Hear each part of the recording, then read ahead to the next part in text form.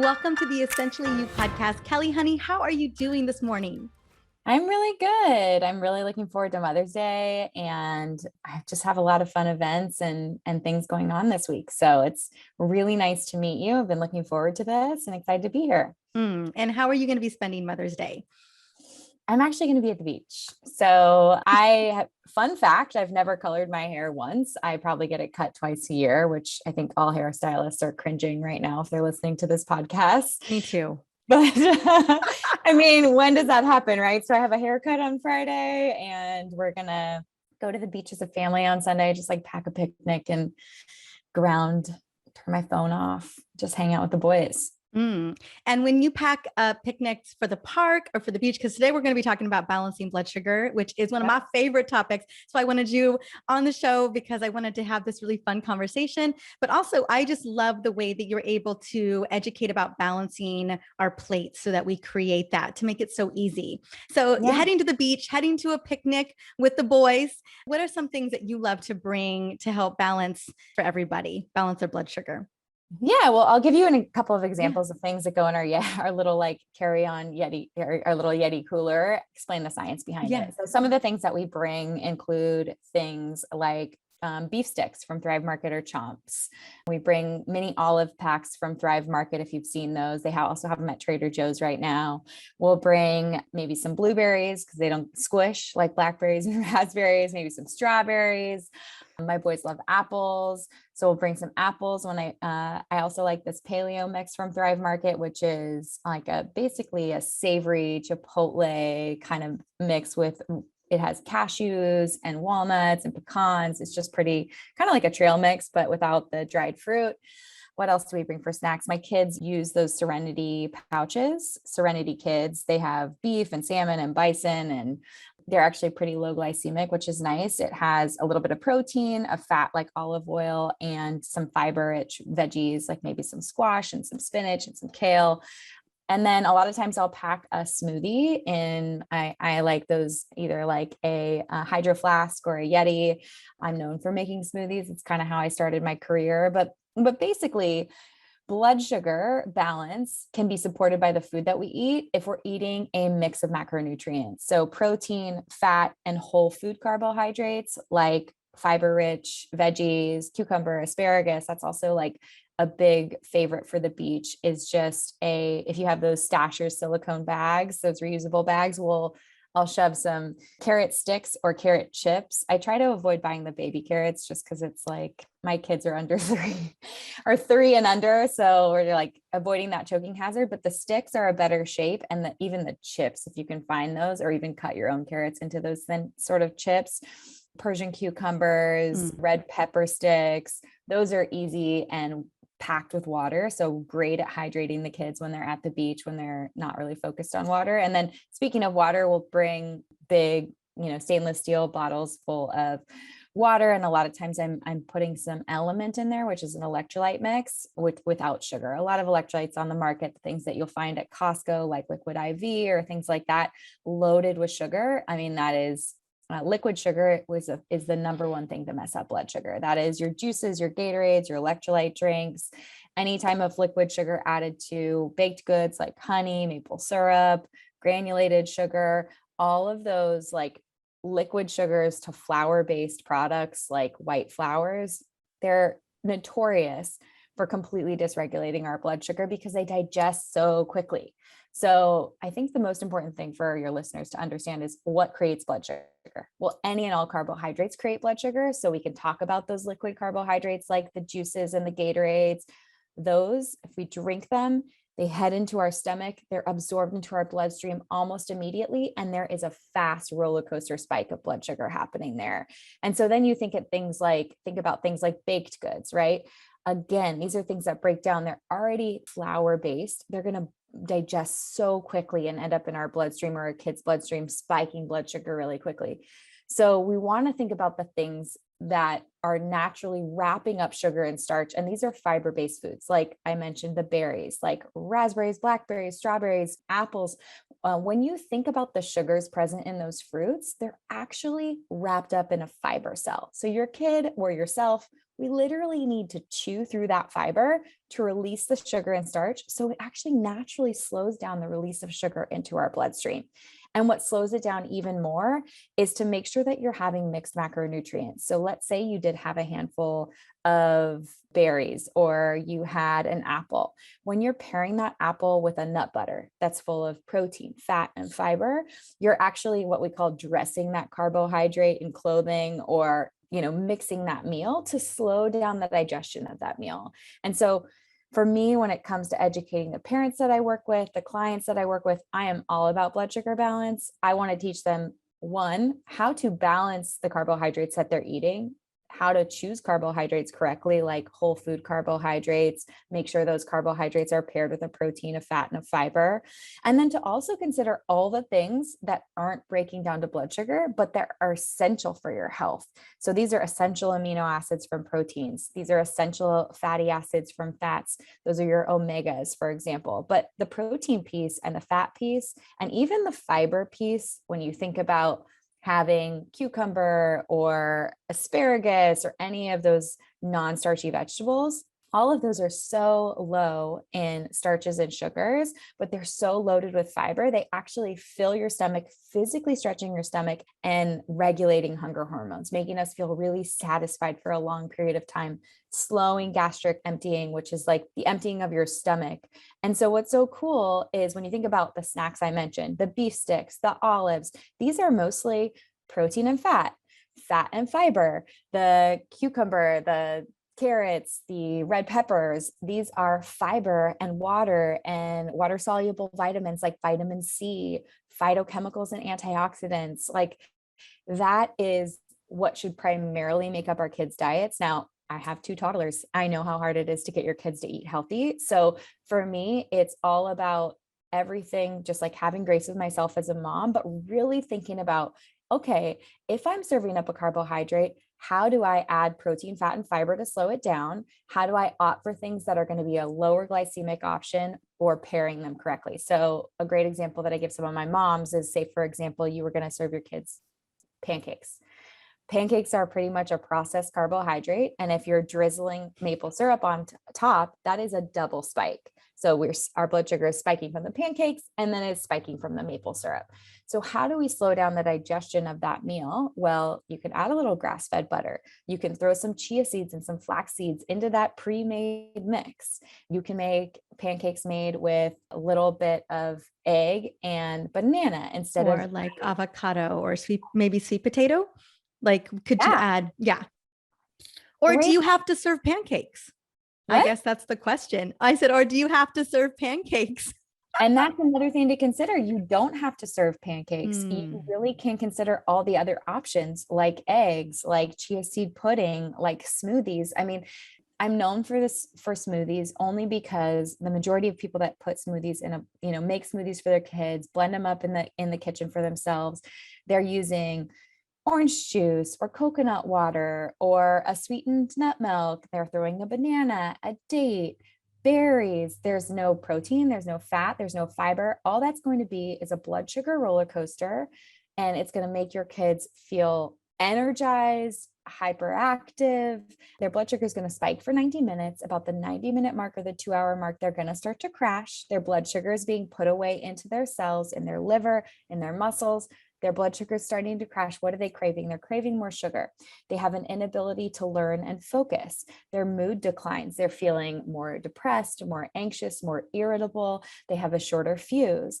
I mean, the amount of research coming out on kids' attention, their ability to learn, regulate mood. We already know toddlers are learning to regulate their mood. So to throw them into a blood sugar roller coaster, and it's really disheartening for me to hear parents say, well, my kids can handle it. Like, kids can handle sugar. Just wait till they get older.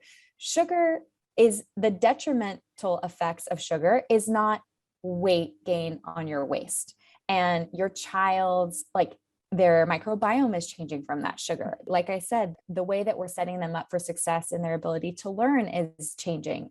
And so we cannot think about sugar and sweetened foods as just, this is something that makes us gain weight. We have to think about all the detrimental effects that are contributing to our overall well-being. Can you speak into that? That's what I want. One of the questions I had for you today was really speaking in, especially for children, but then also for adults. I think we think around kids are resilient. Kids can handle sugar. Kids, it'll bounce or whatever. Like we don't think about the consequences, and kids deserve treats, and kids deserve, grandma giving them this or that, or, whatever the talk track is based on how we grew up. I grew up on Kool-Aid and Pop-Tarts and cornflakes, and there was a sugar bowl on the table. And we had, and no one was regulating how much sugar we put into our cereal. Like this was the way I was brought up. And so I think about how many families were brought up this way, whether it was the 80s or the 70s, even the 90s, with like Go-Gurts and, all this nasty stuff. I don't make pancakes for my toddler. I don't make any, there's nothing processed that Kingston eats. Today was salmon, cauliflower rice, zucchini, blueberries and raspberries, and a little bit of avocado. That was breakfast. Well, see, first of all, I want to say it's really important to point out that is self-care. That is you caring for your child. Those are whole foods. Children are not deprived when they don't have access to sugar, and there needs to be a time and place. I think what ends up happening, and it's just like eating as an adult, we can get into the routine of eating, healthy, clean proteins, organic, wild, add, salmon, like you're saying, full of DHA and EPA, those long chain omega-3s. We can serve up those non-starchy vegetables like zucchini and cauliflower. We're feeding the microbiome. We're getting the phytochemicals that activate NRF2, which is anti-tumor necrosis enzymes. Like all of these amazing things are happening with that meal. You've got the polyphenols that we know now are like so critical to brain health and just overall microbiome health. So many amazing things on that plate. But we have, what I always tell my parents is that they need to go back and look at the history of their eating as a child. I, like you, grew up on Capri Suns. I grew up on everything from Costco, the frosted animal cookies, the pink and white animal cookies, the taquitos, the bagel bites. Like that was my childhood. It was very processed from a can, but that was the generation of parents who were like, you've made it if you're using hamburger helper and cream of chicken soup to make a casserole and all of these baked goods or whatever the case may be. And the reality is, like, and we will continue to learn this, is fast and easy does not equate to health, and sugar doesn't need to be a reward. And we also need to look at like our childhood. I think when our children go to school, it becomes a different story. Or when they're at a birthday party, it becomes a different story. That's where, the parents need to have a conversation around like, what are we allowing and what are our boundaries and rules around sugar? And the rules around sugar for adults are the same with kids. You might go off the rails for a while, but you need to have that come to Jesus conversation. You need to have that moment, that rock bottom where you're like, whoa, things are out of control and we need to have boundaries. It is so much easier to start having boundaries when you start that way when your children are little. But I'm sure there are parents listening that have kids in elementary school and junior high that maybe have allowed their kids to have a lot of sugar, and now they're really seeing those detrimental effects, whether it be like their grades or their, the stress that they're under, anxiety, depression, things that are absolutely impacted by the nutrition that we eat, and they want to make a change. I think the best thing to do is to make your home a safe place. And remember that just because you're not giving your kids pancakes every day doesn't mean you don't love them. Like all your children really want is quality time with you. And guess what? You're going to give them better quality time when your blood sugar is balanced, when you're not craving, when you're not crashing, when you're not irritable, when you can focus, because all of these same effects that I'm talking about for children, when they have proper blood sugar balance, we have as adults. I mean, I was just reading an article this morning, actually. Lilly is a big pharmaceutical company, and they are in phase 3 trials on this amazing, quote unquote, amazing weight loss drug. And guess what it does? It affects hunger hormones that are impacted when we have blood sugar balance. What they're trying to do is lower the amount of insulin being released into the bloodstream. They're slowing gastric emptying and elongating a blood sugar curve. Guess what? Eating whole foods, eating protein, healthy fats, non-starchy vegetables, mixing those meals and eating meals instead of grazing and snacking all day and supporting blood sugar balance, you can have the effects of this quote unquote amazing promising weight loss drug by actually just eating whole foods and pulling the processed carbohydrates, the liquid sugars, and really just focusing on making meals at home. And so, I bang my head against a wall because I'm like, all these people want a quick fix. In reality, we've had the keys to the kingdom the whole time. And it comes down to not needing a quick fix. It comes back to going back to whole foods and focusing on that. So if you're tuning into this podcast, you're a mom, you're feeding your kids lots of sugar, you're on this blood sugar roller coaster, you're grabbing for a fast breakfast, like a muffin or a sugary coffee or something like that.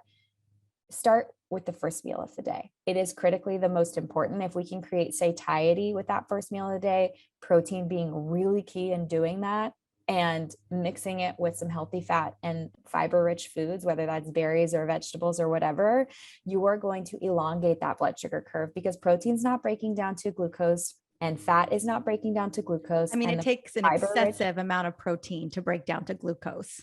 You'd have to, it's excessive amounts.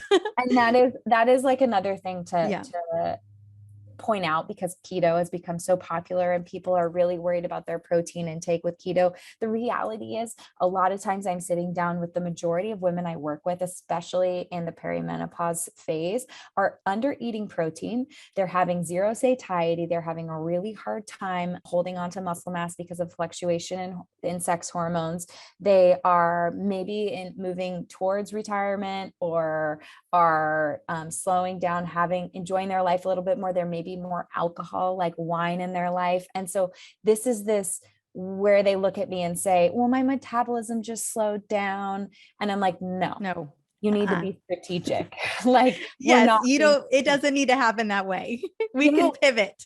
Yes. And so we think about, like, how can you be strategic? Well, if you're under eating protein, then your body is not going to hold on to the lean muscle mass that you've built. If you're not lifting weights or getting sore, you're not going to hold on to that lean muscle mass that metabolizes. That is the storage place for sugar. It is your saving grace for sugar, right? It's your saving grace. Like, we have to have that muscle mass. This is the conversation we have so often here on the show, of how do we preserve our metabolic flexibility, or how do we gain metabolic flexibility so that our brain works, so that our cardiovascular system is working properly, so that we can step into that next phase on our own terms, with our, whatever that looks like for us. But it's really understanding what's going on with our bodies, how we can get our metabolism on point. And it starts with protein. And I think every woman I talk to is eating an under what they need for protein sources.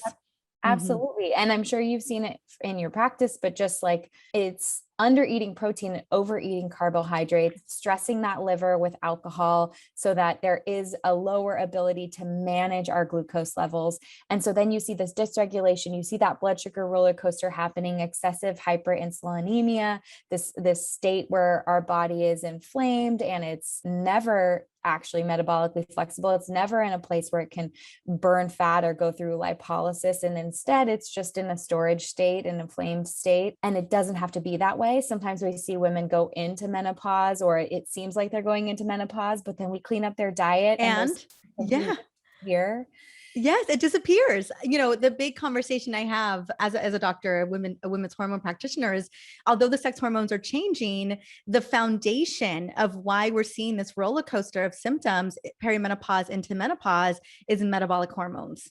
Is 100% metabolic hormones. If your metabolism and blood sugar is all over the place, and you're just in constant, glucose utilization and hyperinsulinemia, when progesterone and testosterone starts to drop, it's going to hit the fan, but if we can stabilize that metabolism, and that's what's going to soar us through 50s, 60s and beyond, it looks so different.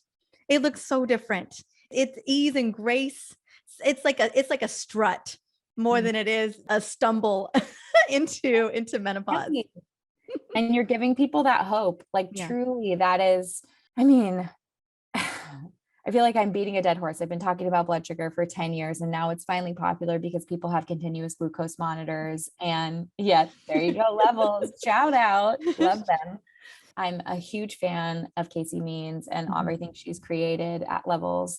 I have clients, I put clients on it. It's the fastest way for them to learn how to support their blood sugar balance, because what you really start to realize is that, yeah, a poor night's sleep, you deal with insulin resistance the whole next day. You are unable to manage carbohydrates in the same way. And a poor night's sleep could come from stress. It could come from alcohol, excess wine, the things like that. It could, there are just that Frappuccino. Yeah. Yeah. I want to take a little moment, Callie, and talk about liquid sugars. I just want to just shine a light on liquid sugars for a minute, whether it's the wind down because you deserve it, or it is that 3 p.m., vanilla latte or Frappuccino. Maybe it's just a tall, it's not a lot. Maybe it's only one pump, like the way that we kind of, strategize and try to make it work.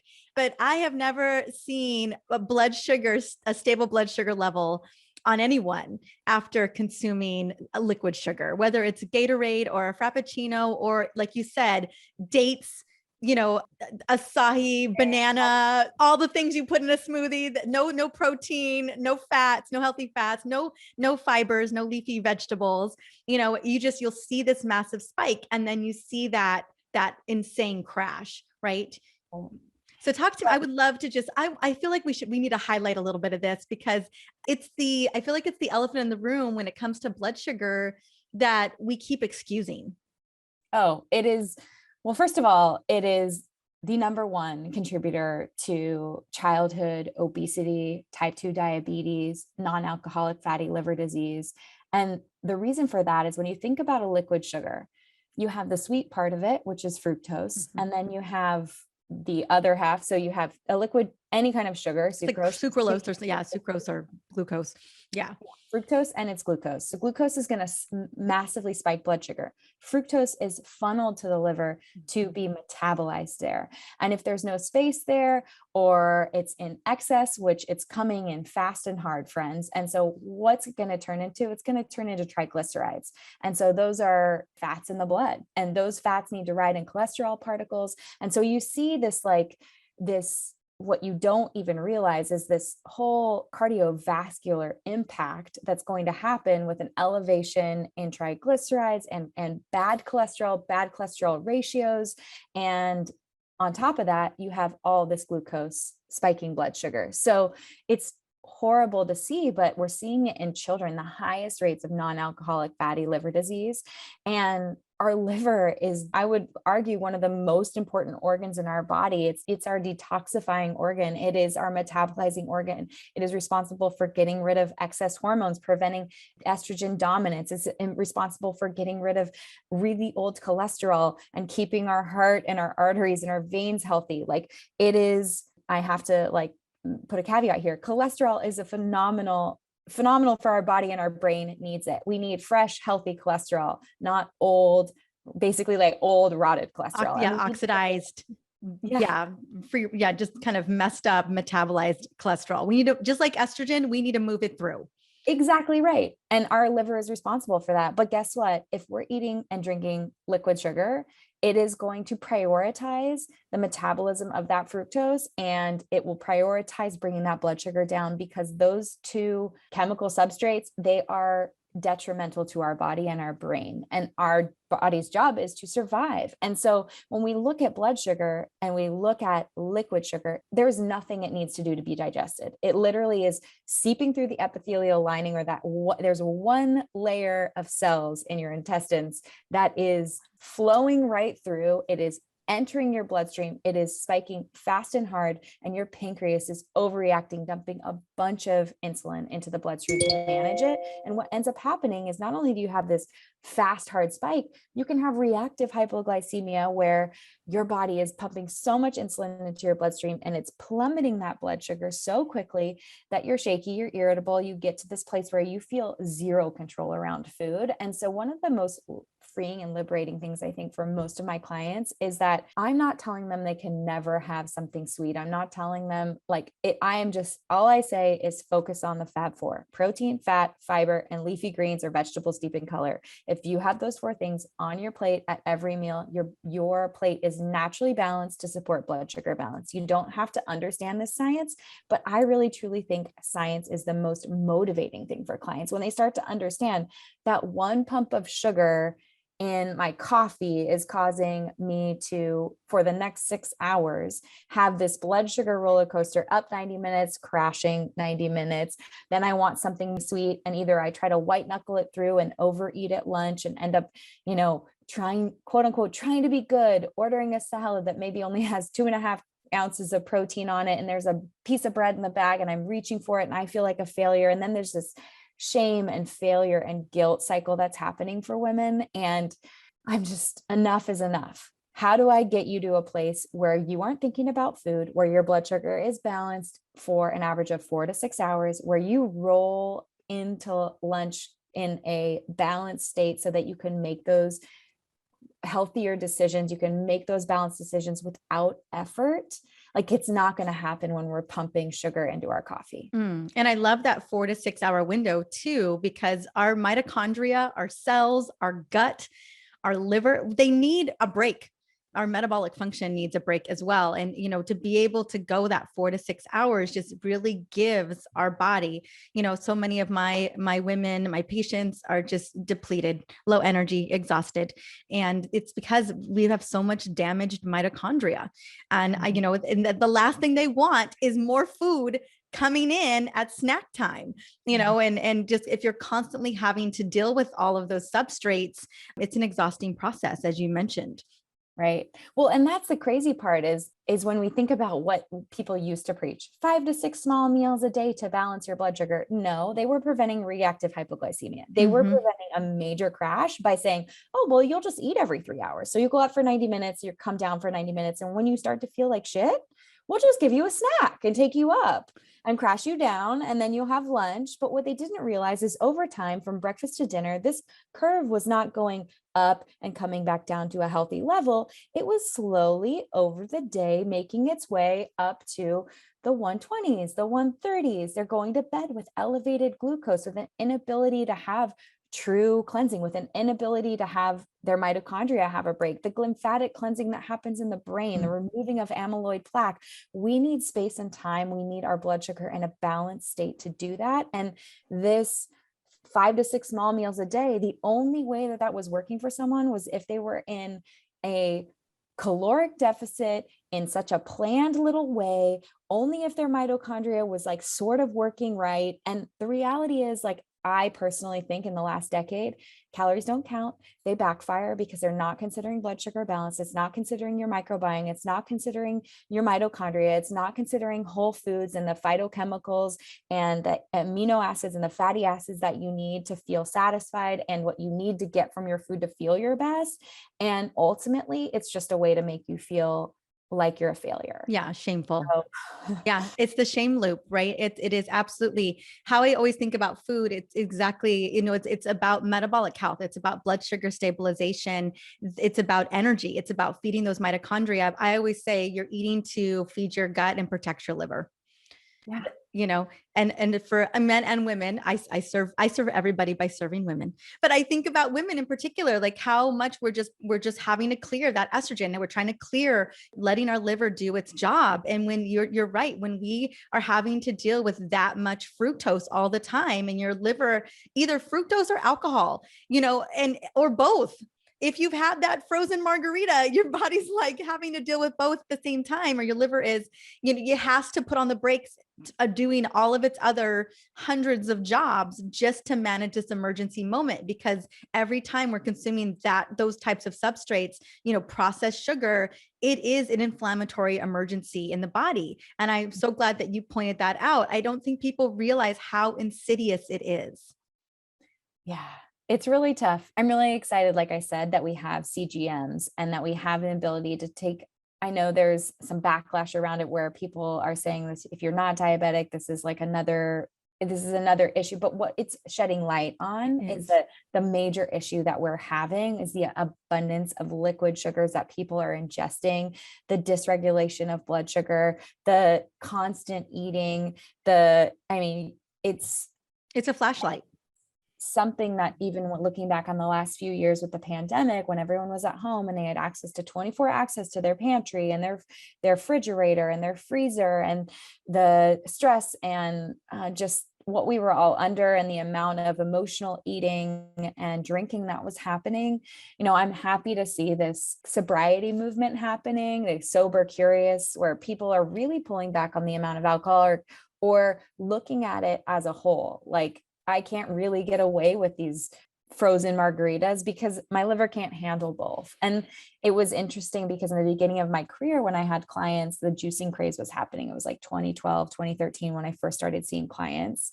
And I would have clients who would juice cleanse and then they'd want to go drink wine or tequila with their girlfriends. And I'm like, something's got to give here. You either need to be having eggs and leafy greens or salmon and veggies, a grass-fed burger, lettuce wrapped, and then having your beer or your wine or your tequila. But you cannot literally fill your liver with fructose and beet juice and carrot juice. I know that it's natural, but everything is natural. So what you need to understand is the abundance of sugar that you're ingesting all day long, hoping that you're going to quote unquote cleanse when all you're really doing is causing your liver to have more work.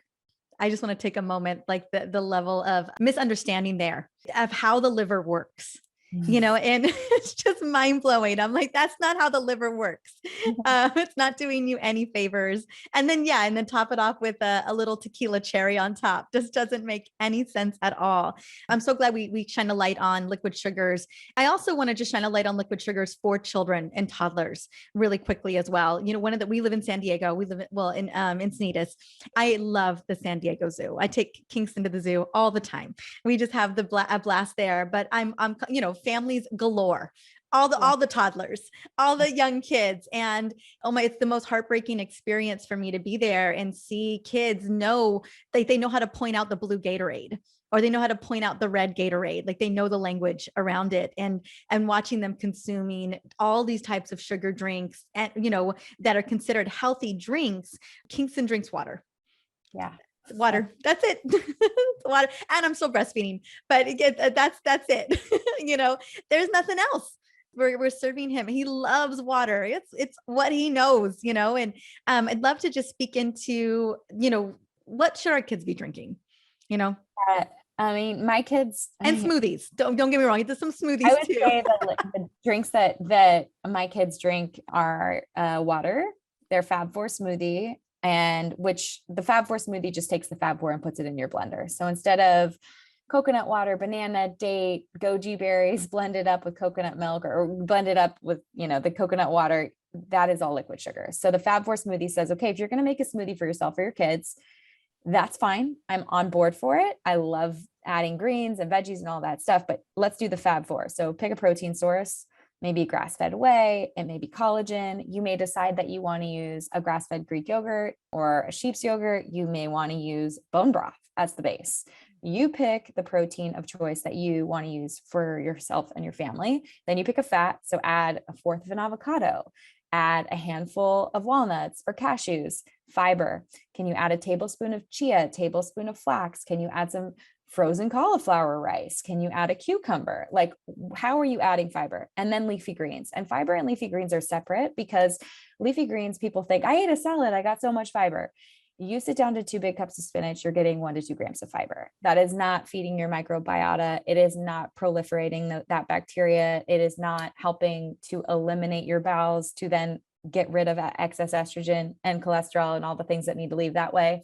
So toxins, you name it, dead bacteria, all of it. So fiber and leafy greens are separate. So protein, fat, fiber, and greens. And how do you add that to your blender? So my kids have they have water, they have a Fab 4 smoothie, they have bone broth, they also have tea. So we use peak tea, and they have ginger, they have Robios, they have caffeine-free teas. They're triple tested for mold, pesticides, and heavy metals. They dissolve their powder. They dissolve directly in the water. my kids are known to drink tea, which is kind of Like iced, interesting. what is it? I usually make him iced tea. I use peak teas too. Yeah. Yeah. And then also like any type of spa water. So we'll slice up strawberries and basil, we'll do lemons and limes. But yeah, it is difficult. He had his third birthday in October, and his number one request, because he had been going to preschool for a few months and the kids were getting juice, was could he have juice boxes at his birthday party? And, I know it was tough. Like, I want to be able to not say no to everything or not make things super off limits when they ask me for something directly. And so I ended up doing hint waters, which they come in little juice boxes, and my kids aren't having quote unquote natural flavors. Or hint water is like Spindrift in that tastes like cherry. They're using a cherry natural flavor. I'm not in the habit of like having these things around, but I thought it was a fun birthday party thing that I felt okay compromising on for his birthday party. And it was something that, we had at the birthday party, but I'm not a huge fan of liquid sugars, and I'm looking to avoid them as much as possible, based on the fact that I know not only am I going to deal with a toddler who's having a tantrum or needs to sleep it off, it just creates that blood sugar roller coaster, which then, my kids end up, when they've had those type of days, even if it's a day where they've had like a couple birthday parties and there's more sugar than normal, they start under eating protein. They want more carbohydrates. You serve up the meal, they only eat the rice. And it's like, I have to take a beat with them. And Bash is at the age now where after a birthday party, if he's crying and feeling a little out of sorts, I will literally sit down on the carpet with him in his room, hold him and be like, let's just talk about it. That whenever we have stuff like that, it makes us really hyper, it makes us happy, it makes us excited, it tastes delicious. But sometimes when we have too much, like, we feel tired and we feel irritable and we want to cry and we don't know why. So maybe we could go downstairs and have like a little bit of chicken, or, I always keep like little meatballs around, because I'll eat them like mini slider style stuff. And I'll be like, let's go have, and I try to be proactive before even a birthday party, knowing like what, not even liquid, like, but even just a process, like he's going to get a cookie at this party, or he's going to get, and to say like, how can I modulate his response? And I can do that by making sure he has a full meal before he goes to something like that. I think, and any of us can benefit from that. Any of us going to a birthday party or going to a cocktail hour with besties or going to brunch, make yourself I love the Fab Four. I always talked about fiber specifically, just fiber, protein, healthy fats. And it's, we throw in frozen cauliflower, we throw in leafy greens. I love arugula because I love the bitterness for the liver. And then we throw in a bone broth protein, and it's usually water as our base. And then some fresh, frozen berries or something like that. But yeah, just just getting the body ready, like meeting those kind of blood sugar, balancing requirements before we go somewhere where, you potentially are going to get sabotaged, right? It's going to happen, especially depending on who the event is. Like, luckily I have a lot of friends. We all eat very similar, so you're not going to see a lot of processed stuff, but occasionally we go somewhere and there's not a lot of, it's slim pickings in terms of what it is. Luckily, Kingston isn't going to birthday parties yet. He's still a little bit 18 months. So. Oh yeah. You haven't gotten there yet. So no. The beauty of it, like with Sebastian, my oldest, he's now 3.5, he'll be 4 in October. And I just remember like thinking to myself, not that it's so easy, but I remember being like, this is so nice. Like, he wasn't in preschool yet. We weren't going to birthday parties. He literally, like, I'd be like, this is a slaw made with cabbage and like, like vinegar, and he's downing it. Like, and that's something to be like, you're at that place right now at 18 months, which is my youngest. There's something called the flavor window, and that's between 6 months and 18 months, where if you're introducing a variety of colors, flavors, and like from umami to sour to bitter, you name it, to your child before that 18-month window, they actually accept foods within 3 to 5 introductions, which is after the 18-month mark, when kids are, when they're like, my child is picky. If you haven't introduced those flavors in that flavor window, it can take upwards of 20 to 30 introductions for a child to accept a food as delicious or be willing to eat it kind of continuously or as part of their like daily habits. So I always tell my moms when they first have a child, have your child eat what you eat. Eat the biggest variety you can before the 18-month window. Every time you go to a grocery store, pick something new. I don't care if it's a radish, a leek, like pick something random that you don't normally cook or eat, because that is going to truly like just create the most diverse palate. And even if they go through that, because they will, it's less of a picky stage. I call it an independence phase, where they're like, I want to tell you what I want to wear. I also want to tell you what I want to eat. That it is really more about them showing their independence and less about them not liking the food, because they eventually come right back around and eat the foods that they were introduced to before 18 months. We've been working pretty steadily on introducing so many new foods constantly. I mean, lots of it's still within my, realm of lots of vegetables, lots of different types of vegetables, lots of different types of healthy proteins, lots of different types of healthy fats. That's where we're creating the palette of food. It's just within those parameters. So there's no other items that we're introducing at this moment. So good. So good. Well, awesome. Kelly, honey, oh my gosh, I'm just so grateful we had the opportunity to really talk, not only what we can be doing for our nieces and nephews and grandchildren and children, but also this all translates to how we deserve to be treating our bodies as well, and how we can show up not only for our kids, but for our best friends, for our partners, for the people that we work with. I know that inherently, logically, we know that so much of our mood, our ability to focus, concentration, being on edge or not, has so much to do with what we eat. And I think until you really shift that, and you have a month where you only focus on the Fab Four, only focusing on the Fab Four, like the rest of it can be put to the wayside for a second, that you really can feel the difference. If that's not something that people are willing to commit to, I'm so grateful that you're getting people on CGMs as well, because there's something to be said about seeing it in real time, watching your blood sugar go up to 185 milligrams per deciliter, a hockey stick. That is real. You know what I'm saying? Like, that is tangible evidence. That's the science that you were talking about, of like, oh my gosh, when I had no idea. I thought I could just get away with sugar in my coffee in the morning. I didn't feel it, and then you see it on the CGM and you're just like, oh my goodness, I had no idea. I was starting my day like that. Totally. And I think people aren't really sometimes they don't even take a minute to check in with their body. And what a CGM allows them to do is go, oh, I am hockey sticking up to 185. I do feel sort of irritable. I do feel kind of yucky. They start to connect what's actually happening in their body with the symptoms they're feeling, with the food choices they're making. And what they ultimately end up doing is coming on over to the Fab Four, or eating a mixed macronutrient meal, some whole foods like protein, fat, veggies. And they start to see, wow, I can get really full. I can feel really good, and I don't have to do much to support that blood sugar balance. And it is just a nice, I call it like, it's like a rolling hill versus like a huge crashing wave or a roller coaster. You just roll into the next meal and you're like, I'm kind of hungry. I'm starting to feel it. It's not like, I'm going to kill someone, I need to eat something. Like, it's an emergency. You shouldn't feel that way. Yeah. You don't have to feel that way. Well, and I love that you have a Fab Four course, not only for adults and children, but also for women in pregnancy.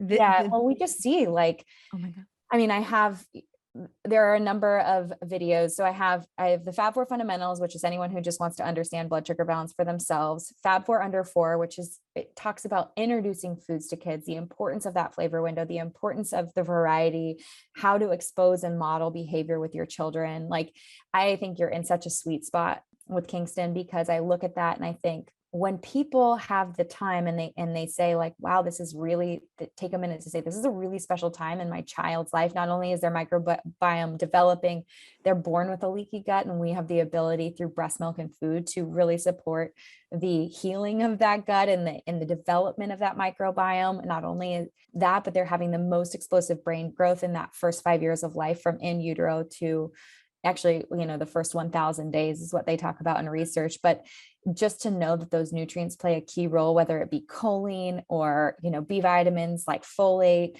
and like proper form. So I mean, I found that through my pregnancies and through raising my boys and introducing them to food, that these were such critical times in what does our nutrient intake look like? What does our blood sugar balance look like? How are we supporting our microbiome?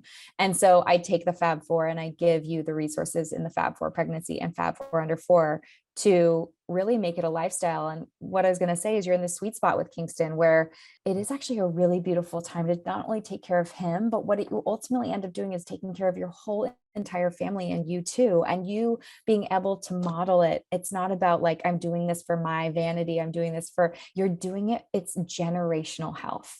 It's changes over generations that you're able to gift your child. And it gives me like full body chills thinking about someone listening to this and feeling inspired to just not stress out about the food, but just to say, I'm going to look at my plate and I'm just going to look for a source of protein, a source of healthy fat, and some fiber and greens. Like, have I added that? I mean, I will say sometimes I'm so not creative and I will serve up some chicken sausage for breakfast. And I'm like, kind of have a smoothie for me that I might have like given my kids a sip of. And then I'm like, all right, if you're not going to eat the berries, like I'm slicing red peppers or cucumbers at breakfast. And I'm like, you have raw veggie crudité here, or here's last night's roasted broccoli that I'm just sauteing in a pan. And it doesn't have to be breakfast food, but just to know it's in my never head, breakfast food for us.